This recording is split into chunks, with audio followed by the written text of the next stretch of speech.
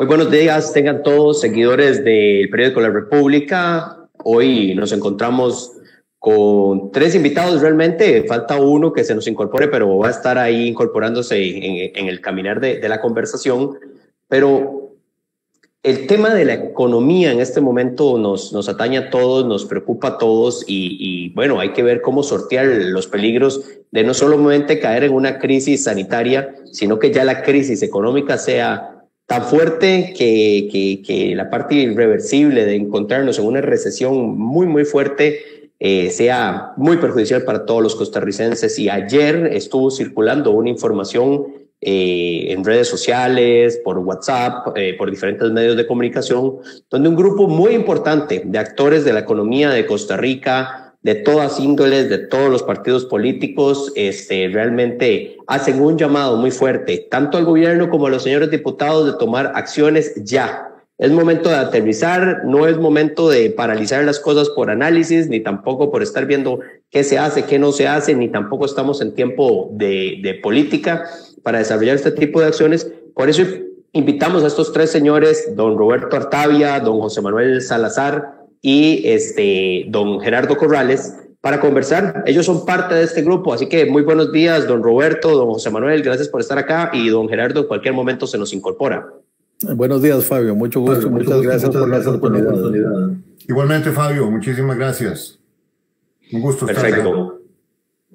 Hay un tema que es medular. Ahora lo estuvimos conversando con ustedes fuera de video, y es el tema de aterrizar. Ya no son propuestas de mediano plazo, ya no son propuestas de largo plazo, es un tema de ya, agosto. No podemos parar, no podemos pasar de agosto. Y hay temas tan importantes como el de aprobar el presupuesto extraordinario que ya presentó el gobierno de la República, con un recorte muy bajo, por supuesto, pero que ahí vendrán otros recortes. Impulsar el tema de la jornada laboral con reducción en el sector público, y también lo de validar el tema de el crédito con el Fondo Monetario Internacional de los 508 millones de dólares, entre otras cosas.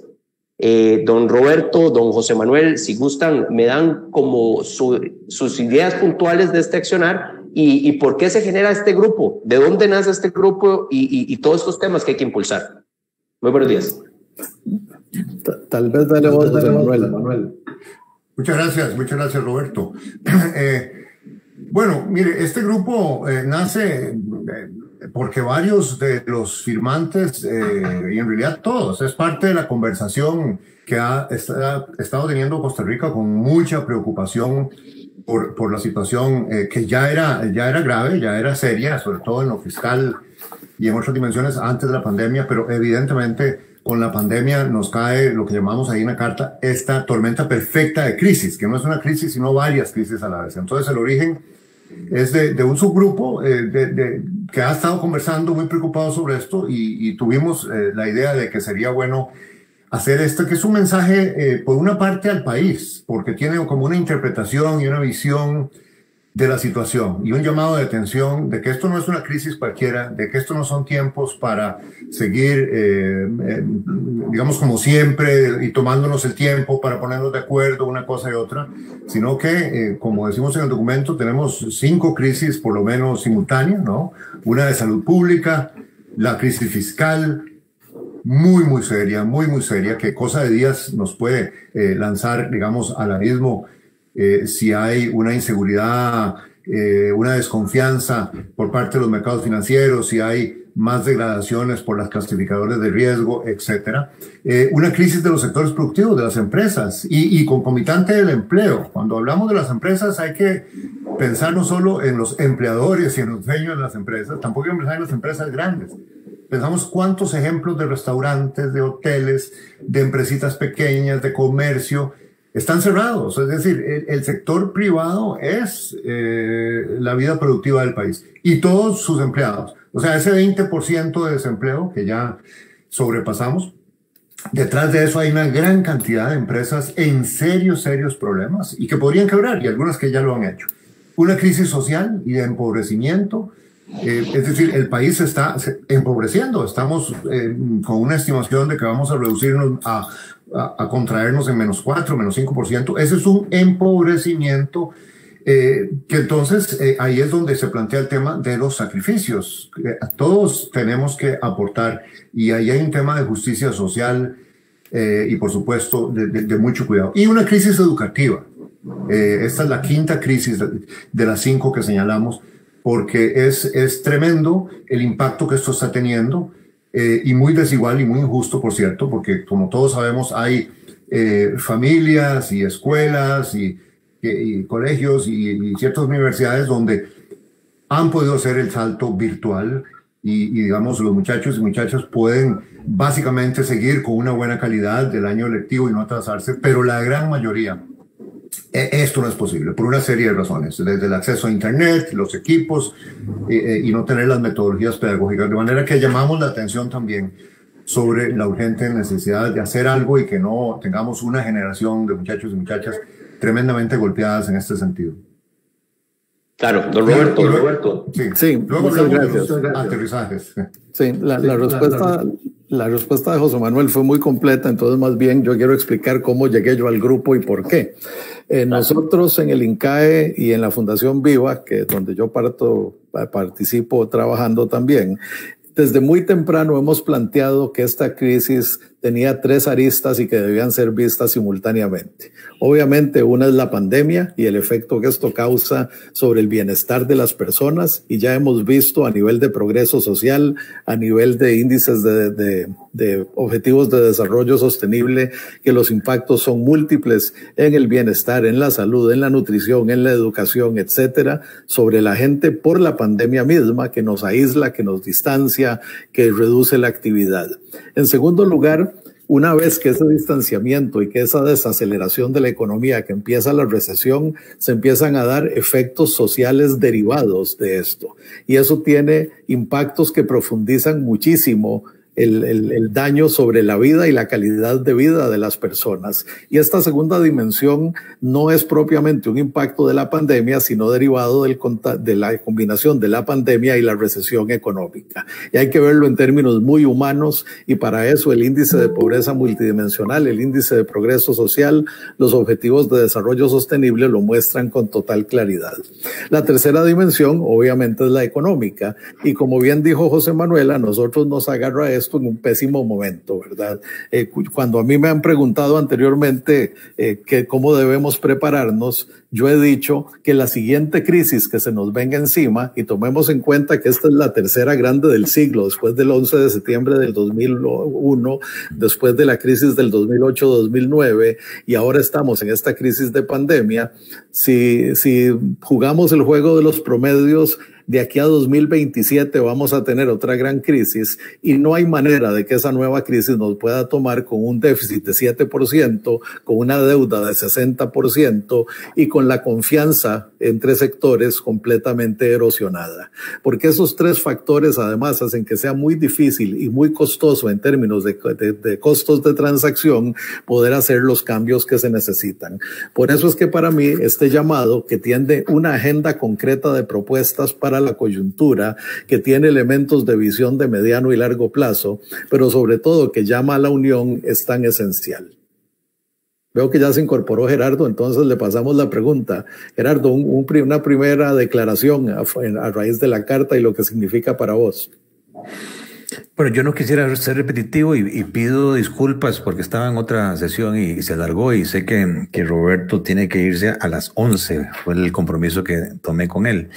Estoy seguro que José Manuel y Roberto hicieron ya una exposición contundente de qué fue lo que nos motivó a dirigir esa carta. Yo nada más quisiera agregar que a veces siento que algunos no están conscientes de la magnitud del problema que tenemos entre manos.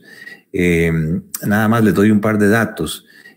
Para nuestra fortuna, los vencimientos de la deuda de este año 2020 son apenas 2.600 millones de dólares, pero en el 2021 los vencimientos de la deuda son 3.600 millones de dólares. En el 2022, 3.500.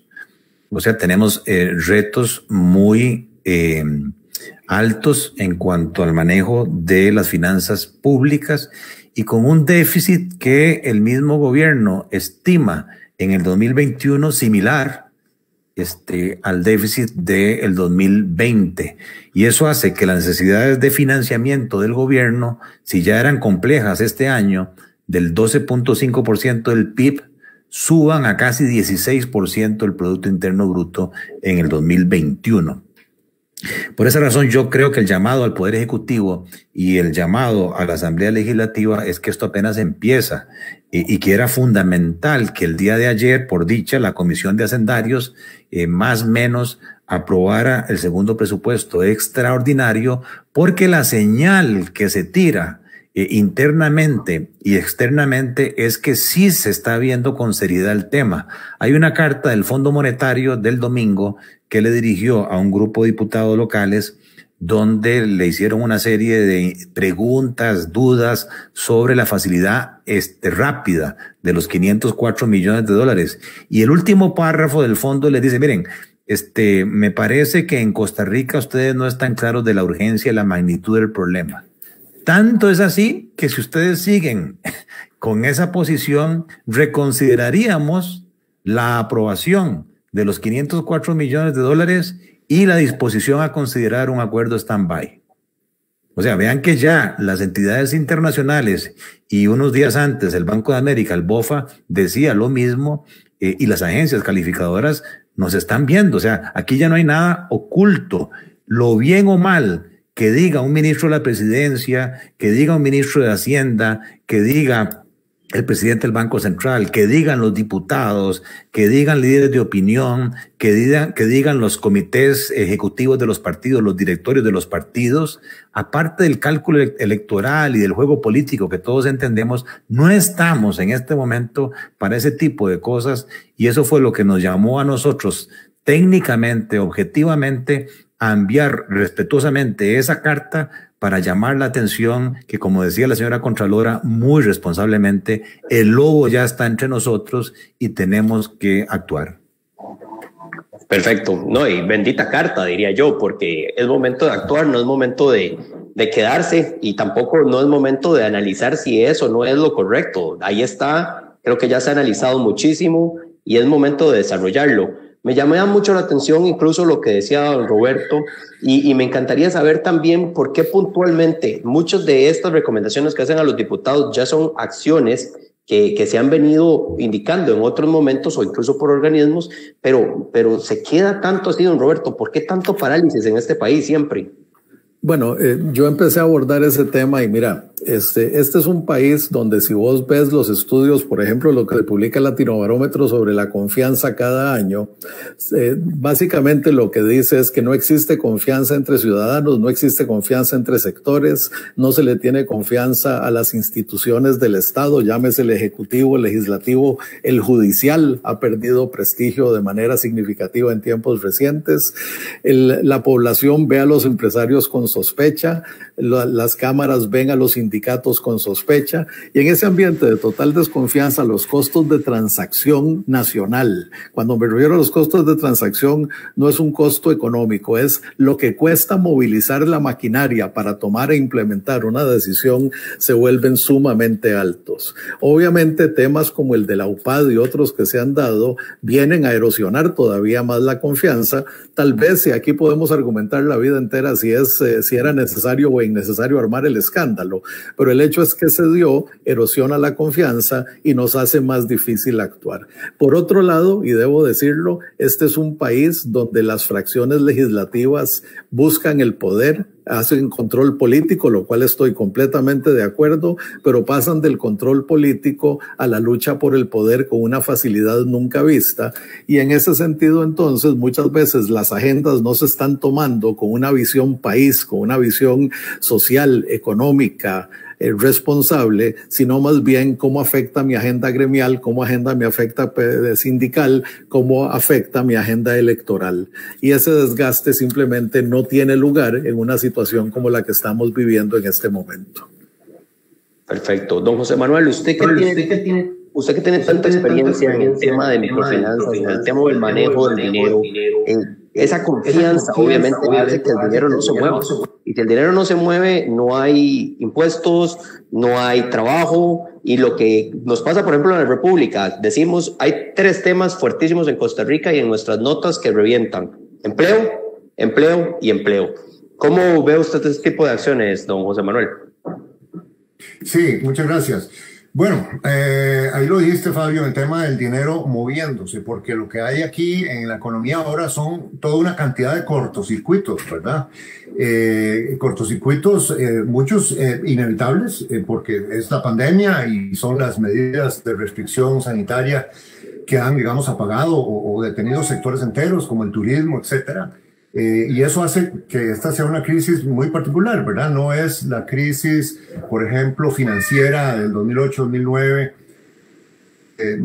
que son más tradicionales, muy serias, muy difíciles, y para las cuales, digamos, los economistas llaman a esto el enfoque un poquito keynesiano, ¿no? Decir, bueno, entonces hagamos más gasto para que sea contracíclico, ¿verdad? Y para que, como hay cortocircuitos y el sector privado y el consumidor no está gastando tanto, el Estado interviene para elevar el nivel, digamos, de gasto y de demanda agregada en la economía. Eso ahora no funciona así, no es tan simple. Es una situación muy compleja porque al mismo tiempo se le está diciendo a la gente no salga, quédese en casa, hay todo tipo de reglas para los negocios, de manera que por política, digamos, por diseño casi, por acción, y es lo que hay que hacer. No digo que esto no es una crítica, es decir, es lo que todos los países están haciendo por razones sanitarias. Hay un choque de oferta. Entonces, ¿en qué nos deja eso? Nos deja en que yo creo que la política fiscal hay que verla distinta. Ya no hay que ver la política fiscal, por lo menos en este corto plazo, como para inyectar una demanda agregada a la economía. Hay un poquito de eso, pero sobre todo es una política de gastos y de inversiones muy selectiva, en donde lo que se trata es, uno, financiar los gastos sanitarios necesarios, mascarillas, hospitales, ampliaciones de unidades de cuidados intensivos, es decir, todo lo que se requiera en lo sanitario.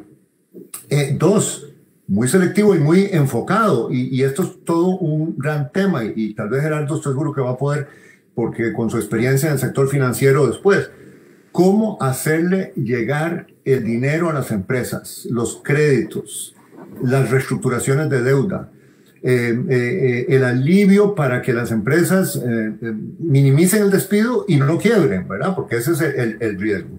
Y ahí cuando hablamos de empresas es, por supuesto, sector productivo, pero pensemos empleo, lo que dijiste. Tercero, y de nuevo, pensando en esta política fiscal selectiva y de gasto, el tema social.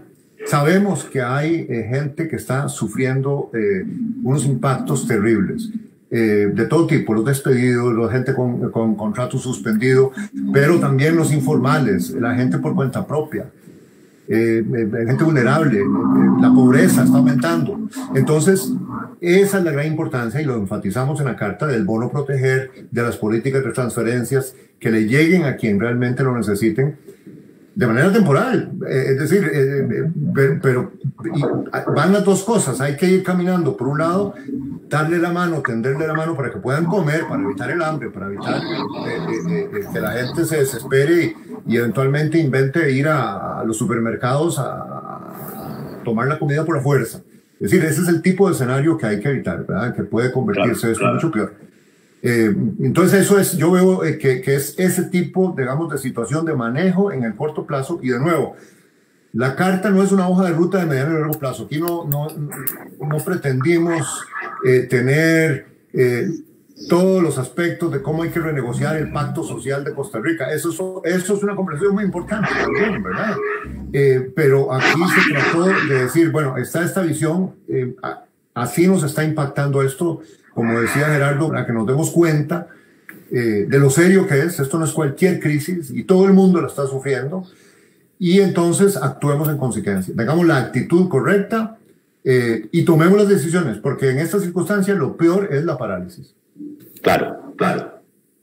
Don Gerardo, hay dinero y sabemos que hay liquidez en el sector financiero de Costa Rica, pero ¿cómo hacemos para llegar ese dinero a las empresas? Uno. Dos, lo decía don Roberto, no hay confianza, y sin confianza el negocio financiero no se mueve. Es un negocio de confianza Usted tiene prácticamente los años de vida que tengo yo de experiencia en el sector financiero y ¿cómo hacer eso? ¿Cómo hacer eso para que también muchas de las acciones de esta hoja de ruta de corto plazo también funcionen? Al final de cuentas, la economía necesita de ese tipo de acciones. Tampoco sos tan joven, Fabio, no creo. No, vamos a ver, nosotros los firmantes, ante todo tenemos una visión país y lo vemos muy claro. Incluso, qué dicha que está aquí Roberto, porque ha sido de los primeros que hace ya, no sé, Roberto, fueron 2, 3, 4 años, él estuvo puyando por un gran acuerdo nacional que hubiese evitado la situación en que estamos, pero nos faltó visión estratégica para hablar en términos del INCAE. Por eso la carta, creo yo, que aparte de las finanzas públicas, el otro elemento es la reactivación económica. Y aquí yo quisiera, por favor, que quede claro, no es que nosotros, porque ya me llegaron algunos comentarios en ese sentido, le estemos serruchando el piso al equipo económico, ni que queramos asumir la posición de ellos, para nada.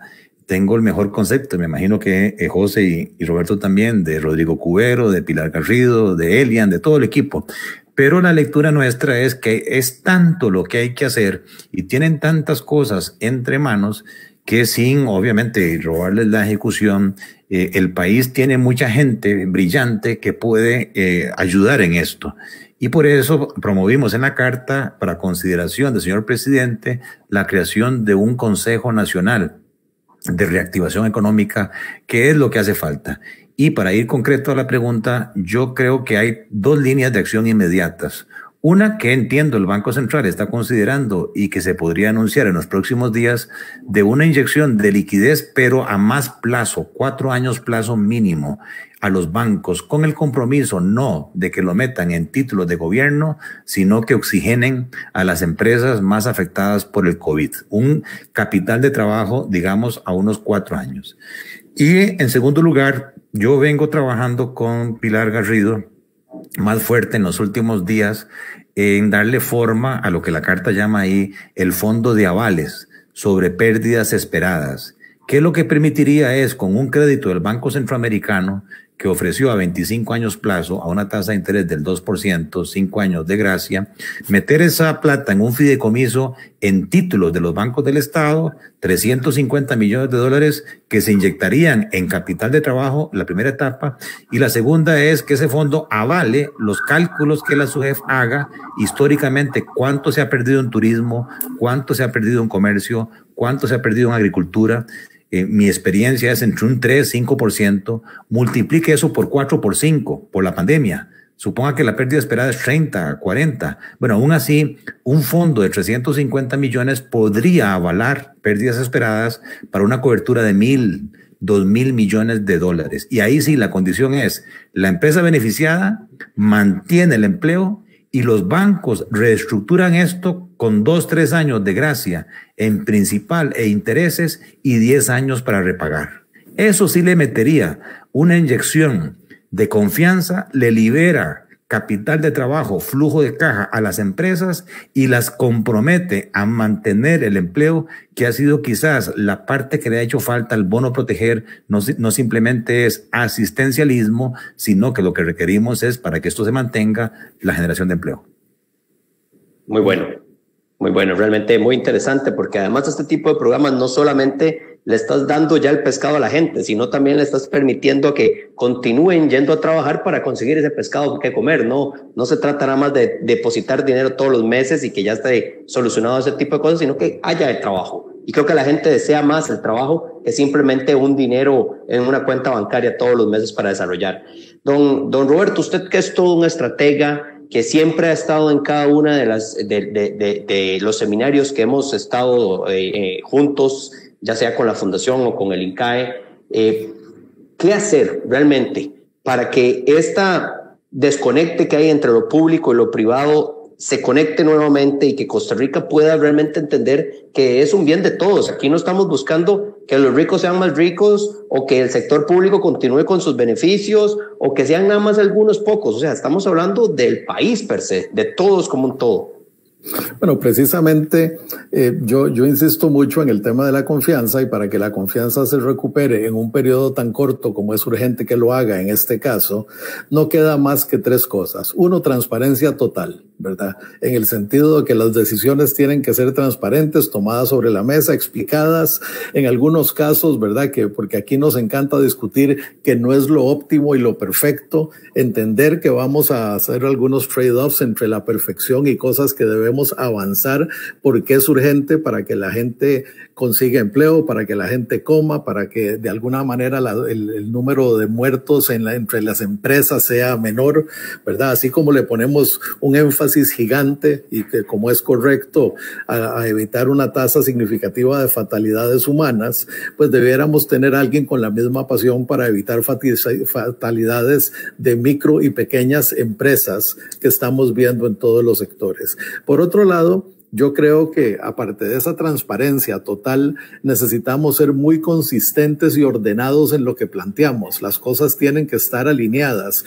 La agenda que se presenta en esta carta, voy a decir, es una agenda que, con excepción de la parte educativa, que tiene muchas vueltas, es fácil. Los instrumentos están ahí, las recomendaciones están claras. Gerardo acaba de explicar el fondo de avales, es con financiamiento BESIE, hay un fondo de avales en desarrollo, en Banca para el Desarrollo.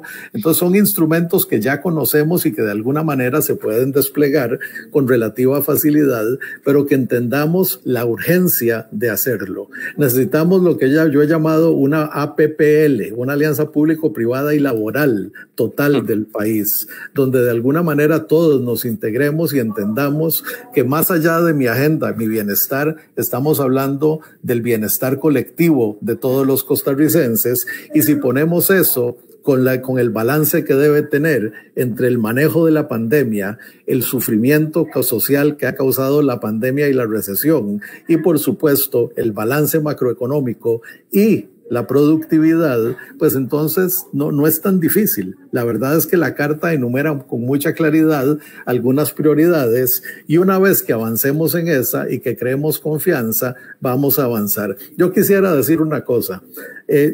Gerardo mencionó el acuerdo nacional y me mató el punchline. Yo lo iba a mencionar al final, pero no importa.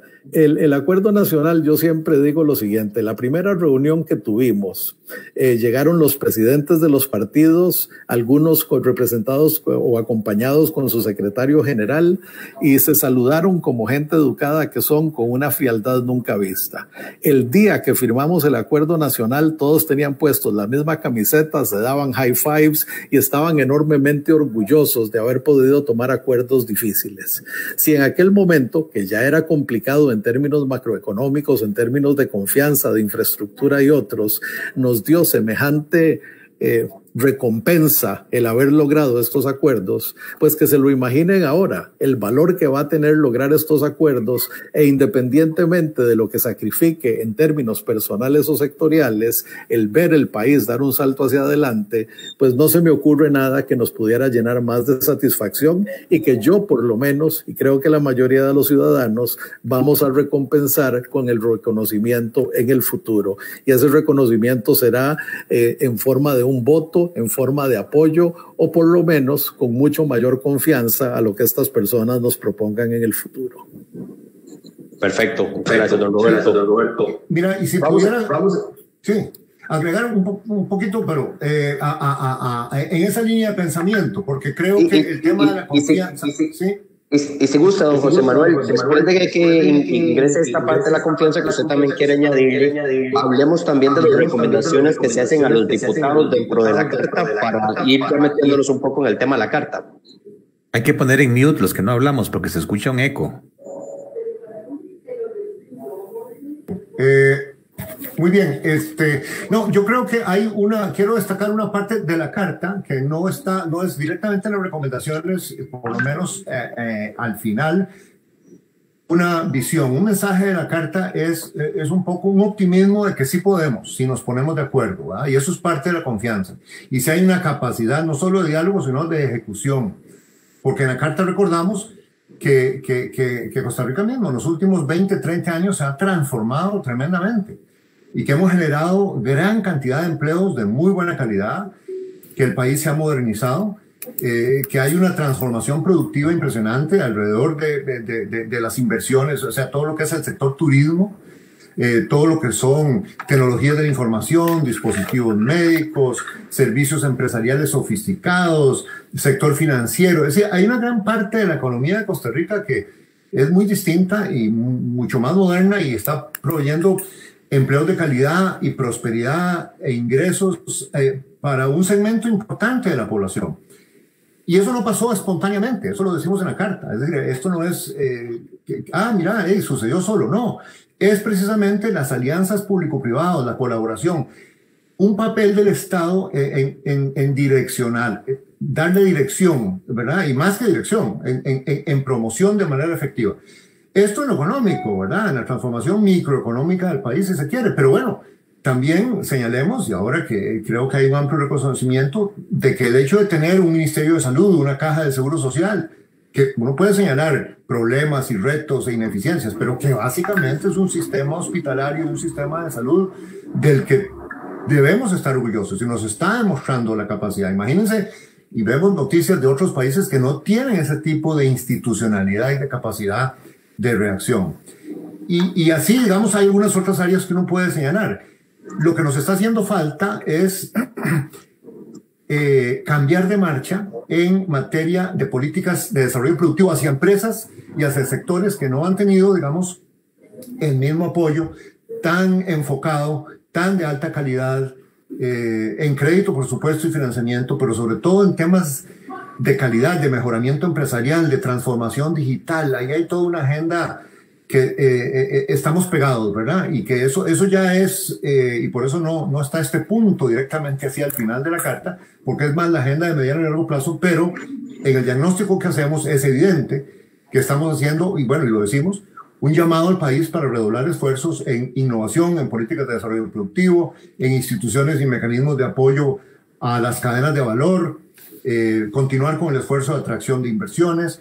Y algo muy importante que es, y ahora se está hablando bastante de eso y hay esfuerzos, políticas de clústeres y desarrollo productivo con visión territorial. Porque así como hemos logrado hacer estos clústeres modernos en el gran área metropolitana, es posible promover más los clústeres y los sectores turísticos, logísticos, agroindustriales en las provincias y en los territorios. Eso es parte de la agenda de futuro también que se dice en el diagnóstico de la carta, pero como dijimos, el aterrice es en las decisiones de las siguientes semanas, en donde, como dijo la misma ministra Pilar, en su reacción a la carta, en las siguientes semanas se van a tomar decisiones que van a afectar el futuro del país en las próximas décadas. Perfecto. Don Gerardo, dentro de las recomendaciones más puntualmente desde la perspectiva más técnica, digámoslo así, ¿qué tan complicado es realmente, y ahora también lo decía don Roberto, que es muy poco complicado, realmente es algo nada más de ponerse los pantalones y decir, aprobamos esto, el tema de el presupuesto extraordinario del gobierno, el tema de reducir la jornada laboral para los funcionarios con mejores salarios, el tema del crédito del Fondo Monetario, aprobar la ley del empleo público y ya la parte, digamos, del INA, que es algo que ayudaría a todavía transformar más el país, como lo venía diciendo don José Manuel en su comentario. ¿Cómo lo ve usted en esta perspectiva en la Asamblea Legislativa? Porque ahí es donde realmente cuesta más, hay que echar un poco más de aceite para que camine mejor la máquina. ¿Cómo lo ve usted desde su perspectiva económica? Bueno, vamos a ver, el próximo año es un año preelectoral, ¿verdad? Y yo entiendo a las distintas fracciones que en sus discursos lógicos de control político tengan que criticar y señalar las debilidades del partido que está en el poder. Todos los partidos tienen el derecho de aspirar a ganar las elecciones próximas. Pero como decían los dos compañeros, yo creo que la coyuntura que estamos viviendo es inédita. Por ahí decían, no me acuerdo si fue el Fondo Monetario o la OCDE, que es la mayor crisis del último siglo en la que se está viviendo.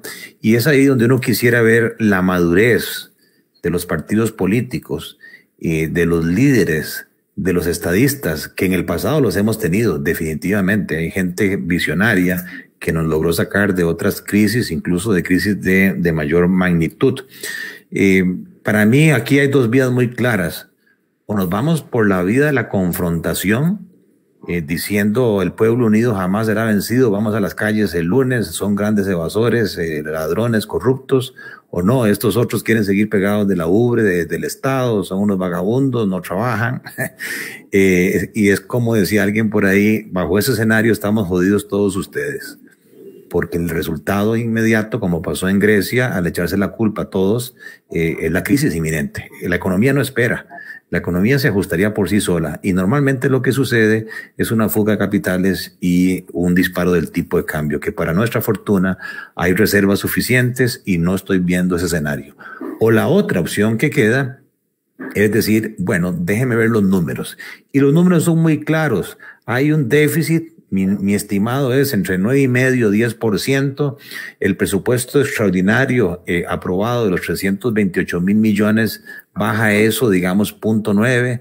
Si se aprueba el tema de la contribución, la reducción de la jornada laboral del 15% o algo similar, nos estaría ayudando en alrededor de más o menos 0,3 del PIB. Y hay que agregarle, eso sí, lo que los diputados tienen razón, hay gastos incrementales por la pandemia, el bono proteger, la caja del seguro social, réstele un 1%, entonces estaríamos en el escenario de gobierno 8,6%, más los vencimientos que son 3,6%, ahí está el reto, 12,5% es el reto inmediato. ¿Cómo cerrar ese hueco? 5 puntos con deuda interna, eso es factible, 1 punto con la plata no usada de los eurobonos pasados, que son 900 millones de dólares, y nos quedan 7 puntos porcentuales de créditos externos, que ahí hay que reconocer el esfuerzo que tanto el ministro Chávez, Elian, Rodrigo, Pilar han hecho y han conseguido plata de largo plazo y sumamente barata. Oponernos nosotros a decir no queremos más deuda, ¿y qué alternativa nos queda? Ir a emitir eurobonos al mercado internacional, como hizo El Salvador, al 10% en dólares. O venir a estrujar el mercado interno, en cuyo caso no solamente los nuevos financiamientos, sino los créditos vigentes de vivienda, de vehículos, de empresas, se dispararían los intereses. Entonces yo creo que la salida del 2020 es esa, no veo otra, está muy clara, hay que aprobar esos créditos externos y lo que sí yo veo que tiene razón en los partidos de oposición, con una visión responsable, es exigirle al gobierno, muéstreme su plan de reactivación económica. Es que se ha insistido mucho en eso. Y a mí, Roberto Artavia me enseñó en el INCAE que un plan de acción tiene acciones concretas, no muchas, fechas de ejecución y responsables. ¿Qué responsable es en esta acción del sector público, del sector productivo y del sector laboral? No más de 3. Y ahora sí, aprovechen las conferencias del mediodía y díganos a la población, aparte del tema salud, que todo el mundo está nervioso, serán 500 hoy, serán 700, inyéctele en algo de confianza. De esas 10 medidas ya logramos avanzar en esta primera, fondo de avales en verde, en esta segunda, garantías mobiliarias, en esta tercera, programa de vivienda, y usted empieza a tirarle optimismo a la gente, y los agentes económicos son racionales, actúan por la confianza que decía Roberto. Perfecto. Don Roberto, entonces, ¿cómo hacer ese ABC? ¿Cómo hacer ese plan? ¿Cómo llegar? ¿Qué es el siguiente paso? ¿Qué tenemos que hacer? Vea, yo creo que lo que tenemos que hacer es poner la carreta a caminar porque estamos pegados en el barro y mientras la carreta no camine solo nos vamos a hundir más y más. Y eso es lo que significa, por eso la carta tiene una agenda muy concreta de recomendaciones, ya algunas de ellas mencionadas ahorita por Gerardo, ¿verdad? La aprobación del crédito especial del Fondo Monetario, el Fondo de Avales, muy claramente son temas absolutamente concretos, la aprobación del nuevo presupuesto, el cambio de las jornadas al 15%, ahí están recomendados, ya no hay que adivinarlas. Ahora, el tema de la reactivación es un tema al que yo le quiero poner un poquito de sal en el siguiente sentido. Esto nos va a comprar tiempo en este año 2020, como bien se apuntó, pero ojo que de aquí a que los costarricenses tengamos 5 millones de vacunas puestas, falta por lo menos un año y yo creo que bastante más, en mi opinión. Las empresas que dicen que ya casi tienen una vacuna están hablando de producir menos de 1.000 millones de vacunas en esta primera ronda, mientras establecen la capacidad para llegar hacia las 7.000 millones de vacunas que hacen falta, pasarán muchos meses.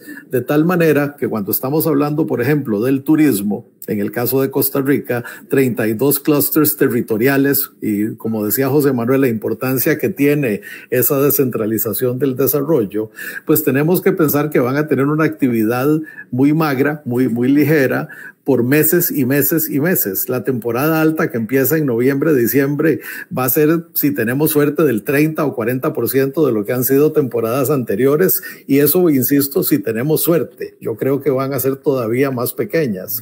Si eso es así, tenemos que proteger los nodos estratégicos en cada uno de esos clústeres, apoyarlos desde el sistema de banca para el desarrollo con el fondo de avales, asegurarnos que aquellas organizaciones, independientemente del tamaño, que son el emblema de esos clústeres y que les van a permitir volver a crecer en el futuro, es esencial. Entonces yo tengo que ser un poquito frío en esto y decir, no se trata de agarrar la plata y darle un peso a cada uno, porque eso, francamente, se convertiría en un desperdicio. Tenemos que utilizar un criterio muy formal, muy transparente, de que lo que estamos es protegiendo aquellas cosas que tienen un multiplicador más grande. Entonces, en inversiones públicas, aquellas que tengan un multiplicador en la productividad, que quieren proteger nodos estratégicos, colocar avales, que se haga donde van a tener un efecto en la subsistencia de sistemas empresariales y no necesariamente de una organización en particular. Tenemos que empezar a pensar, para usar el término tan abusado, estratégicamente y no hacerlo tanto instintivamente. Por otro lado, y esto para mí es esencial, yo creo que no podemos desligar, y me gusta mucho la frase de Pilar Garrido de que estamos tomando decisiones que nos van a afectar por décadas. Ojo, que hay una cantidad de inversiones públicas y ojalá que se hagan por alianza público-privada para no desgastar más el aparato fiscal, ¿verdad? Pero que claramente podrían ser una parte importante de la reactivación de mediano plazo. Por ejemplo, se ha discutido para arriba y para abajo el tren, los pasos a desnivel, que si es el momento o no es el momento. Estos no son proyectos que se empiezan mañana. Sí son proyectos que algunos de ellos representan una fracción de deuda y entonces hay que considerarlos con mucho cuidado. Pero el hecho es que tenemos que invertir en aquellas cosas que van a transformar y modernizar nuestra productividad y nuestras capacidades futuras. Seleccionar aquellos que hagan una diferencia marginal muy amplia, que más que compensen ciertamente no solo el costo de oportunidad, sino todos los costos internalizados, todas las externalidades internalizadas de impacto social, impacto económico, impacto ambiental, y darles el valor que tienen.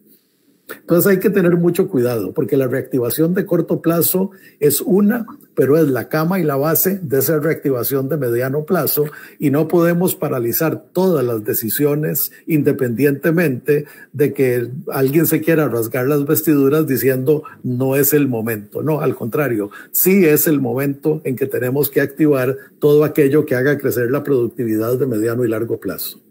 Perfecto. Don Roberto, debido al tiempo, y sé que tiene que retirarse por la clase que tiene que dar, si gusta nos regala un cierre de todo esto que hemos estado conversando y después continúo con don José Manuel y con don Gerardo. Sí, muchas gracias, Fabio. En realidad es muy sencillo para mí el cierre. Yo lo que quisiera es insistir en tres cosas. Uno, que esta carta es una expresión de gente desde muchos puntos de vista, gente que normalmente no estamos de acuerdo en todo y que todos estuvimos dispuestos a ceder un pedazo de nuestro marco personal para crear un marco conjunto de unidad para el país. Y esa misma actitud ojalá la viéramos reflejado en quienes están siendo recibiendo esta carta. Lo segundo, el llamado a formar una comisión multisectorial, multidisciplinaria, me parece esencial. Esto no es un intento de cogobernar, esto no es un intento de meterle ruido a las decisiones que se están tomando, todo lo contrario, es poner a disposición del país una capacidad analítica y propositiva grande para que el país la pueda usar en el momento que la requiera. Y cuando digo el país, obviamente las autoridades, pero estoy seguro que este mismo grupo estaría encantado de ayudarle a cualquiera de los sectores. Y lo tercero, un llamado a esa unidad nacional, a esa gran alianza público-privada laboral nacional, donde pongamos por delante el país y dejemos de tener una agenda sectorial, una agenda gremial, una agenda sindical, y realmente digamos, esto es lo que al conjunto de todos los costarricenses más les sirve y lo que debemos estar haciendo. Aprovecho para agradecerle a Gerardo y José Manuel que me hayan participado de todo este proceso, y por supuesto a vos, Fabio, y a la República por la oportunidad. Muchas gracias, me voy a retirar entonces, lo sigo escuchando mientras pueda. Gracias, don Roberto Artavia de School y también de la Fundación Viva Ideas por todo este contenido que nos ha dado. Continúo con don José Manuel, ya que le quité la palabra a don José, disculpe, era una situación especial ahí con don Roberto, pero don José, puntualmente, hemos visto, digamos, dentro de estas hojas de ruta también un tema, y lo hemos venido planteando, el tema de la reactivación y el tema de cómo se maneja el equipo económico dentro del gobierno de Carlos Alvarado, que es otra de las recomendaciones, aparte de lo que se le dice a los señores diputados. ¿Qué cosas puntuales le gustaría ver usted? Ya hemos hablado del fondo de avales, ya hemos hablado, incluso don Gerardo por ahí nos dio una muy buena noticia de que el gobierno ha estado hablando con él y con otros expertos también de este tipo de cosas. ¿Qué otras cosas podríamos impulsar? Y también, si gusta, me va dando un cierre ya porque se nos está acabando un poco el tiempo también. Sí, cómo no, y muchas gracias por la pregunta, porque yo creo que, como hemos dicho reiteradamente, la carta y todo el grupo tiene un espíritu muy constructivo. ¿Por qué? Porque si no se nos hunde el país. Esto no es un eslogan, es una realidad inminente y muy seria, es una amenaza. Yo creo que en el tema del manejo y la gestión hay temas importantes, ¿verdad? Y por eso la recomendación de crear esta comisión consultiva para la reactivación. Me parece que en Costa Rica está dominando ahora, y hay razones para ello, en la discusión económica el tema macroeconómico.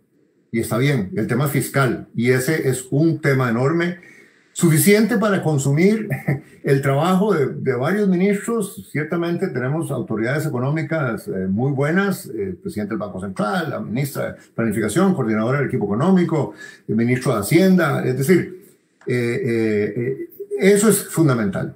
Pero hay, digamos, dos otros componentes muy pegados al tema económico, porque al final tienen que financiarse y es parte de la estrategia y la visión de conjunto. Está el tema social.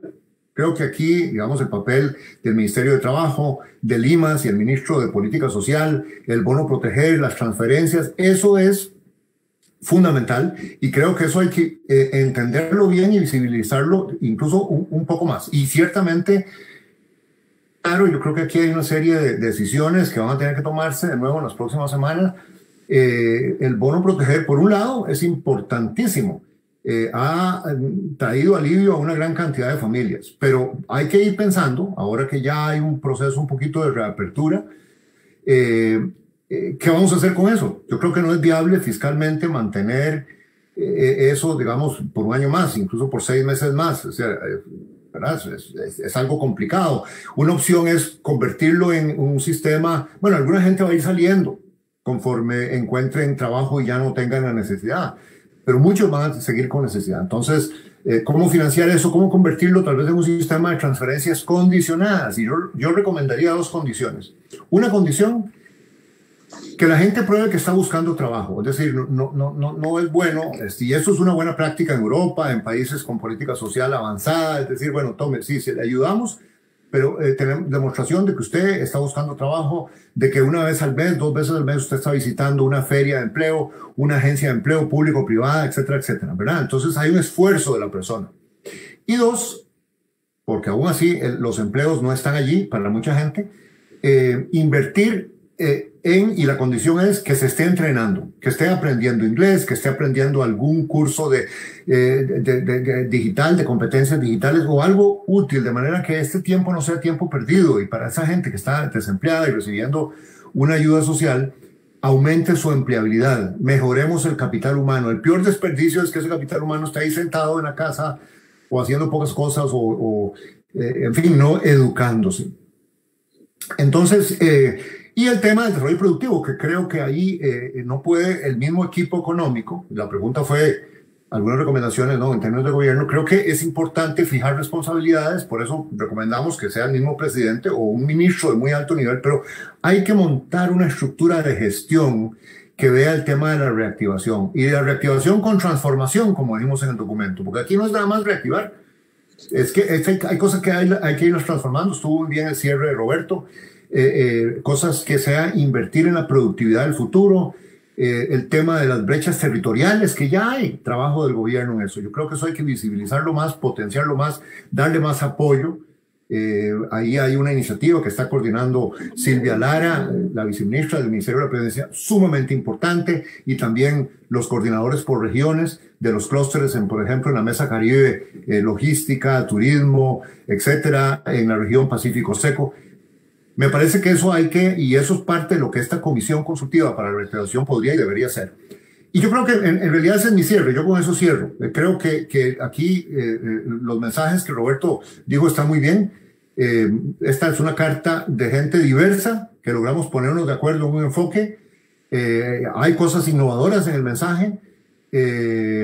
Definitivamente esto es un momento para unir fuerzas y tener una unidad nacional y reinventarnos, repensarnos. O sea, la pandemia, eso se habla mucho en muchos artículos de opinión, ¿verdad? El Foro Económico Mundial está redefinió toda su agenda alrededor de lo que llama el reseteo del capitalismo mundial, el reseteo, o sea, una oportunidad para acelerar transformaciones que nos hubieran tomado décadas. Bueno, ahora las podemos hacer en semanas o meses, pero hacerlas y aprovechar esta oportunidad, no dejar que la crisis se desperdicie en ese sentido. Muchas gracias.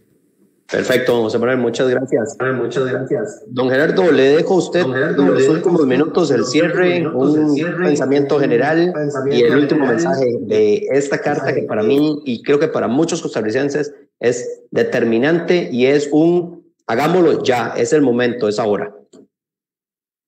Bueno, antes que todo agradecerte, Fabio, por la oportunidad y la rápida atención que diste a la carta, tanto en el periódico como en este espacio.